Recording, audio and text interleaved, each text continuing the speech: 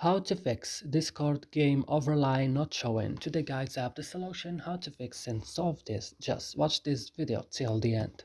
So let's start. First you have to go and open the settings of your phone. After this, go directly to apps. Here you found all the applications that you have on your phone.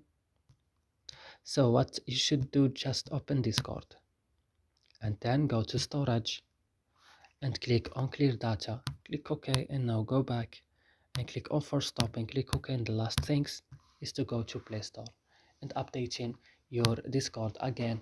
And that's it guys, I hope this video is helpful for you. Don't forget to like and subscribe in our channel. See you in another videos.